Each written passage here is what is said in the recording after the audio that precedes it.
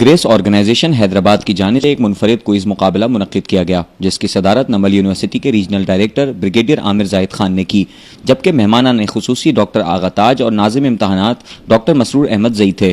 مقابلے میں حیدرآباد کے معروف کالجز کے طلباء و طالبات نے شرکت کی۔ اس منفرد مقابلے کے نتائج بھی کمپیوٹر کی مدد سے مرتب کیے گئے، جس کے مطابق پہلی پوزیشن فیونکس کالج کی طالبہ عالیہ راجہ، سیکنڈری پوزیشن لطیف نیازی ہائر سیکنڈری اسکول کی طالبہ اریبہ خان اور تھرڈ پوزیشن کاؤنٹی کالج کی عائشہ ادریس نے حاصل کی۔ تقسیم انعامات سے قبل بریگیڈیئر عامر زاہد خان نے خطاب کرتے ہوئے کہا کہ اصل مقصد ہی یہی ہے کہ ہم اپنے طلباء کو صحیح سمت کی جانب لے کر چلیں۔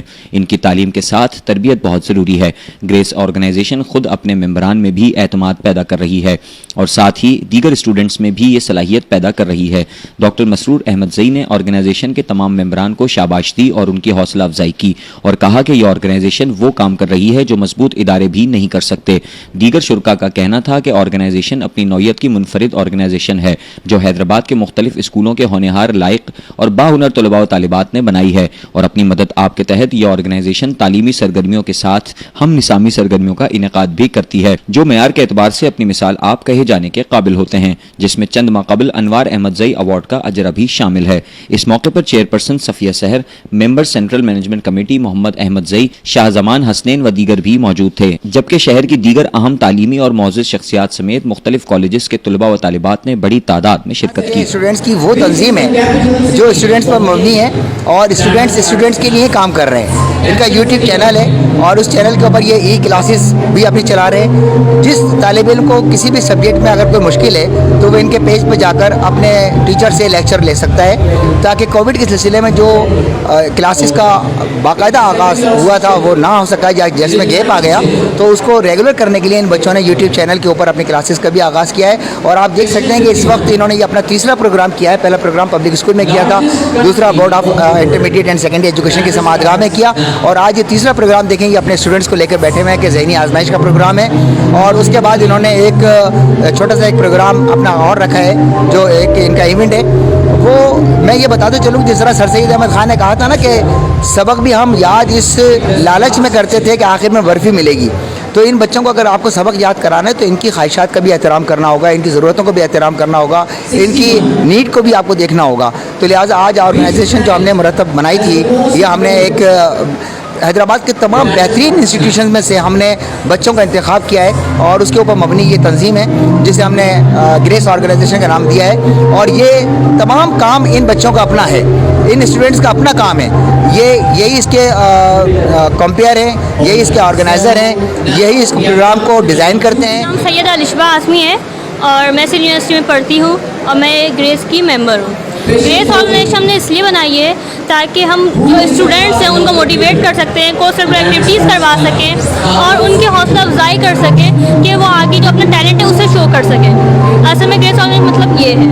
Sabura Siddiqui and I am here in the auditorium of Namal and we are here for promoting the talent of Hyderabad. We are here and arranged platform for talent of Hyderabadis and ہمارے بہت بڑے بڑے leaders ہیں جو ہمیں support کر رہے ہیں۔ گریس آرگنائزیشن ایک بہت اچھا آرگنائزیشن ہے۔ I prefer students to join this organization. Assistant director management of Grace organization ہوں۔ فرسٹ آف آل ہم نے گریس آرگنائزیشن اس وجہ سے بنائی کیونکہ کچھ اسکولس ایسے ہیں جہاں پہ ایک اسٹیبل کنڈیشن نہیں ہوتی جہاں پہ وہ اپنے بچوں کو اسپیچ کمپٹیشن کروا سکیں، ڈبیٹس کروا سکیں، تو وہ پلیٹ فارم ان کو گریس آرگنائزیشن دیتی ہے، تو اس وجہ سے ہم نے بنائی۔